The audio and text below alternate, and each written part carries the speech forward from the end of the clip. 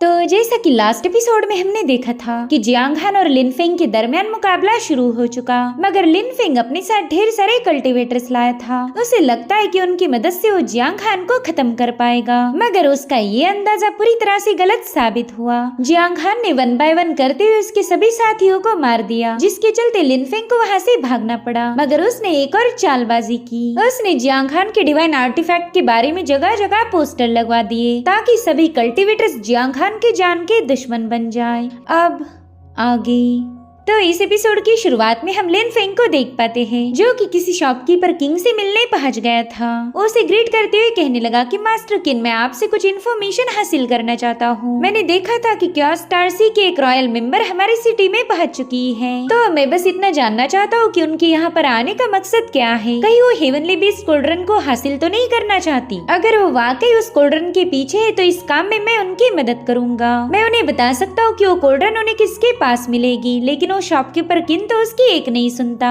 इसलिए लिन फेंग ने तुरंत ही उस बंदे के सामने रिश्वत पेश की। जोधे को बंदा भी अब मना नहीं कर सकता था। वो तुरंत ही उस पाउच को एक्सेप्ट करते हुए लिन फेंग को बताने लगा कि हाँ, केओस स्टार सी की एक बंदी यहाँ पर आई है, लेकिन उस लेडी को एंशिएंट बीस्ट कोल्ड्रन नहीं चाहिए। ऐसे मामूली आर्टिफैक्ट तो उन्हें बिल्कुल भी पसंद नहीं आते। वो तो यहाँ इसलिए आई थी ताकि वो अनब्लेमिश सोल बॉडी को ढूंढ पाए। उसे पता चला कि हाल ही में वो बॉडी इस सिटी में अवेकन हुई। वेल, इस अनब्लेमिश सोल बॉडी को इमैक्युलेट सोल बॉडी भी कहा जाता था, और लिन फेंग को पता है कि ऐसी बॉडी बस जियांग हान की सिस्टर के पास है। बस एक दिन पहले ही उसने अपनी इमैक्युलेट सोल बॉडी का यूज करते हुए मास्टर जिंग को खत्म कर दिया था। इसलिए अब लिन फेंग तुरंत ही अपनी दूसरी प्लानिंग बनाना शुरू कर चुका। इस बंदे का बस एक ही मकसद है, जियांग हान को खत्म करना, और उसके लिए ये किसी भी हद तक जा सकता है। अब सीन शिफ्ट होकर हमें डार्क सिटी का मार्केट एरिया दिखाया गया, जहाँ पर जियांग हान अपनी टीम के साथ पहुंच चुका। वो अपने साथ अपनी छोटी सिस्टर लियार को भी लेके आया था। लियार तो मार्केट में मौजूद खाने पीने की चीजें देखकर ही काफी ज्यादा एक्साइटेड हो गई। वहीं पर लांग उसे संभालने का काम कर रहा था, मगर लियार तो बिल्कुल भी उसके काबू में नहीं आती। वो तो बस मजे में इधर उधर भाग रही थी। इधर जियान भी जियांग हान को बताने लगी कि काफी दिनों से हमने कोई पार्टी नहीं की। उस हान फैमिली की जिनमाओं ने तो हमारा जीना ही हराम किया था, मगर अब सब कुछ पहले जैसा ही नॉर्मल हो गया। लियार भी यहाँ आने के बाद काफी ज्यादा खुश नजर आ रही। जियांग हान भी अपनी सिस्टर को रिकवर्ड होता हुआ देखकर रिलैक्स हो गया। वो अब जल्दी अपने एक मिशन पर जाने वाला था, लेकिन उससे पहले लियार के साथ वक्त बिताना तो बनता ही है। इधर लियार ने देखा कि वहाँ पर रंग बिरंगे मास्क का शॉप लगा है, तो लियार भी उन्हें खरीदना चाहती थी। वहीं पर जियांग हान उसके लिए रोस्टेड नट्स लाने चला गया, और थोड़ी देर के लिए उसने लियार को जियान के हवाले कर दिया था। वो अच्छे से जानता था कि उसकी सिस्टर लियार उसके दोस्तों के साथ काफी ज्यादा सेफ है। सभी लोग मास्क खरीदने में बिजी थे कि उतने में वहाँ पर आतिशबाजी होने लगी। इस खूबसूरत फायरवर्क्स को देखकर ही सभी लोग काफी ज्यादा खुश हो गए, और तभी वहाँ पर एक मास्क पहना हुआ बंदा पहुंच जाता है। उसने देखा कि इन सबका ध्यान फायरवर्क्स पर है, तो इसी का फायदा उठाते हुए उसने सीधे लियार को अपने कब्जे में ले लिया। बस एक ही सेकंड के अंदर वो बंदी वहाँ से गायब हो चुकी थी। इधर जियान देखते कि लियार तो वहाँ पर है ही नहीं, जो देखकर ही लोग काफी ज्यादा परेशान हो गए। वो तुरंत ही लियार को जोर जोर से आवाजें देने लगे, मगर लियार का उन्हें कोई रिस्पॉन्स नहीं मिलता। तब तक जियांग हान भी अपनी सिस्टर के लिए रोस्टेड नट्स लेकर वापस आ गया। तभी जियान ने आकर उसे लियार के लापता होने की खबर दी। इसलिए ये लोग तुरंत स्प्लिट होकर उसे जगह जगह ढूंढने लगे। डार्क सिटी का हर एक कोना कोना इन्होंने छान मारा, मगर लियार का उन्हें कोई पता नहीं मिल रहा था, जिसके चलते सबके सब काफी ज्यादा परेशान थे। वहीं पर जियांग हान ने अपने परसेप्चुअल विजन को एक्टिवेट कर दिया। इसकी मदद से वो लियार की ऑरा को ट्रेस कर सकता था, मगर उसे तो डार्क सिटी में लियार का कोई ट्रेस नहीं मिला, जिसके चलते वो काफी ज्यादा परेशान हो गया। लियार के अलावा तो उसका इस दुनिया में कोई नहीं था। अगर उसे कुछ हो गया तो जियांग हान कभी खुद को माफ नहीं कर पाएगा। अब अगली सीन में हम देख पाते हैं कि ये लोग क्लाउड ड्रीम पवेलियन में वापस आ चुके हैं। हॉल मास्टर लिन ने भी जियांग हान की सिस्टर को ढूंढने के लिए अपने ढेर सारे कल्टीवेटर्स काम पर लगा दिए। वो इन सभी को तसल्ली देते हुए कहने लगी कि हमारे लोग हेवनली फॉक्स माउंटेन रेंज का कोना कोना छान मारेंगे। इतना ही नहीं, सेवन फैंड मैनर के मास्टर वांग भी हमारी मदद करेंगे। उनका इंटेलिजेंस नेटवर्क तो काफी ज्यादा स्ट्रॉन्ग है, इसलिए मुझे पूरा यकीन है कि लियार उन्हें मिल ही जाएगी। तुम लोग बिल्कुल भी फिक्र मत करो, मेरे ख्याल से वो बंदी बस इधर उधर चली गई होगी। तभी लांग बताने लगा कि लियार काफी ज्यादा समझदार है, वो कभी भी हमें छोड़कर नहीं जाएगी। उसे अच्छे से पता है कि हम लोग परेशान हो जाएंगे, इसलिए अब मुझे शक हो रहा कि लियार को किसी ने किडनैप किया है। वहीं पर शुबिंग भी लांग की बातों से पूरी तरह से अग्री थी। वो कहने लगी कि हेवनली बीस्ट कोल्ड्रन के बारे में ऑलमोस्ट सभी को पता चल गया।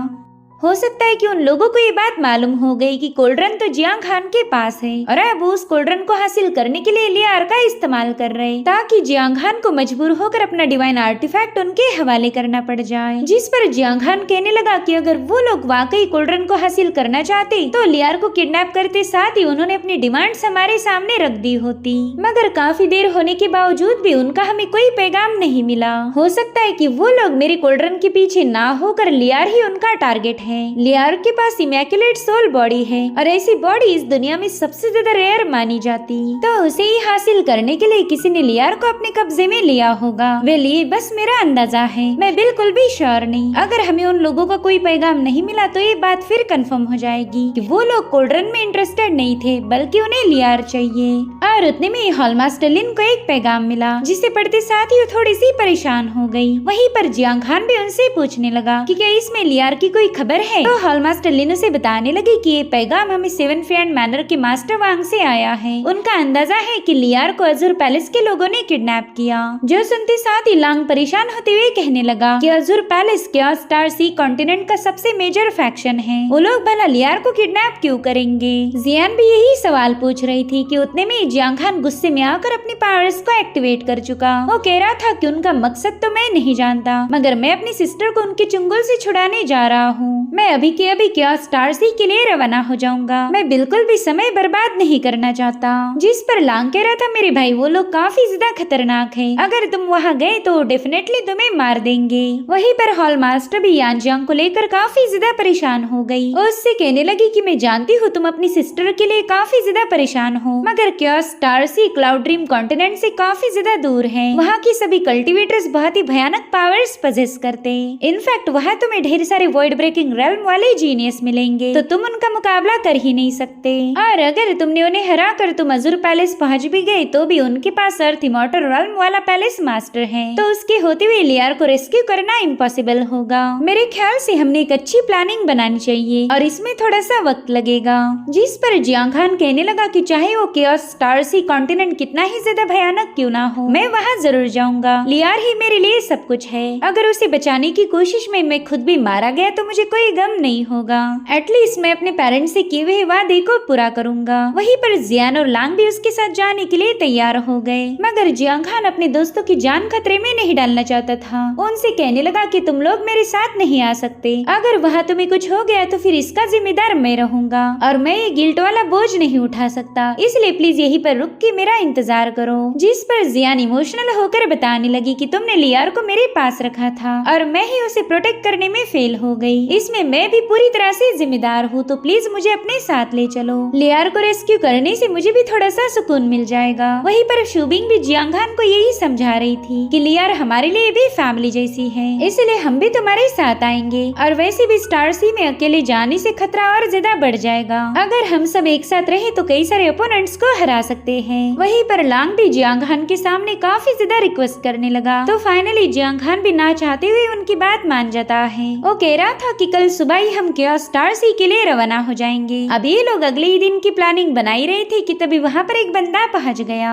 उसे वहाँ देखते साथ ही हॉल मास्टर लिन भी थोड़ी सी परेशान हो गई। वेल ये बंदा क्राउचिंग ड्रैगन माउंटेन की सबसे पावरफुल जियांग फैमिली का मास्टर था, तो हॉल मास्टर लिन तुरंत ही उसे रिस्पेक्ट देने लगी। उसे समझ नहीं आ रहा था कि अचानक से एल्डर जियांग यहाँ पर क्यों आ गए। वो एल्डर भी समझ गया था कि हॉल मास्टर लिन थोड़ी सी परेशान हो गई, इसलिए वो तुरंत ही उन्हें बताने लगा कि मैं यहाँ पर किसी को लेने आया हूँ। इधर हम लांग को देख पाते जो कि फटाफट से जियांग खान के पीछे जाकर छुप गया था। वो कह रहा था प्लीज ऊपर वाले इस बंदे को अंधा कर दे, इसकी मुझ पर बिल्कुल भी नजर नहीं पड़नी चाहिए, वरना ये तो जबरदस्ती मुझे यहाँ से लेके जाएंगे। और उतने में वो एल्डर सीधे उसके पास पहुँच गया। वो कह रहा था लड़के तेरी ये दुआएं कबूल नहीं होने वाली, भला हेवन मुझे बेवजह अंधा क्यों करेगा। तूने कहा था कि तू बस कुछ दिनों के लिए बाहर घूमने जा रहा और इतने दिन हो गए मगर अभी तक तू घर वापस नहीं आया। तेरी वजह से पूरी फैमिली परेशान है, इसी वजह से उन्होंने मुझे यहाँ भेज दिया ताकि मैं तुझे अपने साथ ले जाऊँ। चलो फटाफट से अपने दोस्तों को अलविदा बोल, तुझे मेरे साथ घर चलना है। मगर लांग तो बिल्कुल भी उनके साथ नहीं जाना चाहता था, इसलिए वो तुरंत ही उन्हें मस्का मारते हुए कहने लगा कि अंकल आप इतने दूर मुझे लेने क्यों आए? अब तो आपकी उम्र हो गई, मेरे ख्याल से आपने बस आराम करने पर ध्यान देना चाहिए। आप एक काम कीजिए, आप यहाँ से चले जाए और मैं कल ही यहाँ से रवाना हो जाऊंगा।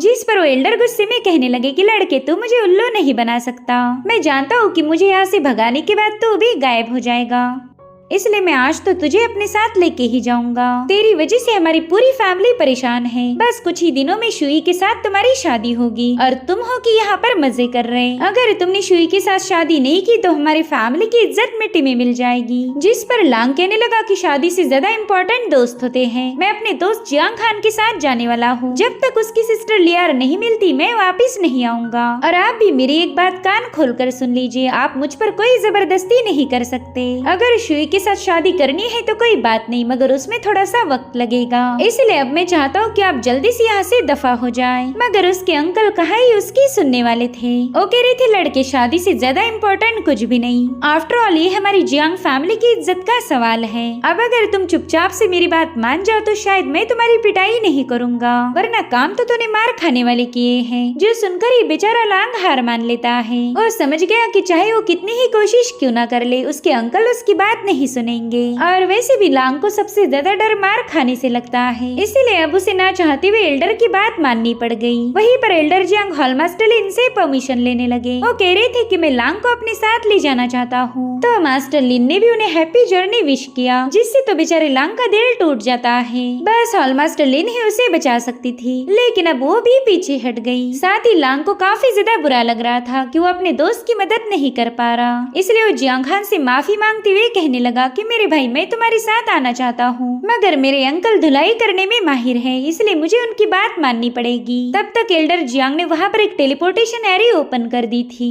जो कि सीधे उन्हें क्राउचिंग ड्रैगन माउंटेन पहुँचा देगी। तो अब लांग ने जाने से पहले जियांग खान को बता दिया कि अगर उसे मदद की जरूरत पड़े तो बस एक पैगाम भेजो और मैं अपनी जियांग फैमिली के किसी न किसी जीनियस को तुम्हारी मदद करने भेज दूंगा। और अब लांग के वहाँ से जाने के बाद शुबिंग हैरान होकर कहने लगी कि लांग तो वाकई जियांग फैमिली का मेंबर है। लांग की हरकतें देखकर तो ऐसा बिल्कुल नहीं लगता कि वो इस पावरफुल फैमिली से बिलोंग करता होगा। जियांग फैमिली तो हमारे कॉन्टिनेंट की सबसे स्ट्रॉन्गेस्ट फैमिली में से एक है और हॉल मास्टर लिन ये बात पहले से ही जानती थी। वो कहने लगी कि लांग यहाँ पर क्यों आया था ये तो मैं तुम्हें नहीं बता सकती, क्योंकि ये जियांग फैमिली का पर्सनल मैटर है। मगर जब तुम्हारी लांग से दोबारा मुलाकात होगी तब तुम खुद ही उससे पूछ लेना, शायद अब लांग तुमसे कुछ भी नहीं छुपाएगा। साथ ही साथ वो जियांग खान को बता रही थी कि तुम्हें अपने सफर में काफी ज्यादा केयरफुल रहना पड़ेगा। अगर कोई भी मुसीबत आ जाए तो बस हमें एक पैगाम भेज दो। तो अब इस तरह से ये तय हुआ कि ये लोग सवेरे क्योस स्टार सी के लिए रवाना हो जाएंगे। और अब हमें थोड़ी देर बाद की कहानी दिखाई गई। रात के समय जियांग खान अकेले क्योस स्टार सी की तरफ निकल पड़ा था। टियानी उससे कह रही थी कि तुम तो अपने दोस्तों को धोखा दे रहे हो, उन्हें तुम्हारी वजह से बहुत ज्यादा तकलीफ होगी। जिस पर जियांग खान कह रहा था कि मेरे लिए उनका सेफ रहना काफी ज्यादा जरूरी है। पता नहीं क्योस स्टार सी में हमें कौन से खतरों का मुकाबला करना पड़े, तो मैं अपने दोस्तों की जान पर बाजी नहीं लगा सकता। और इसी के साथ एपिसोड यहीं पर एंड हो जाता है। Thank you so much for watching. Bye bye, take care.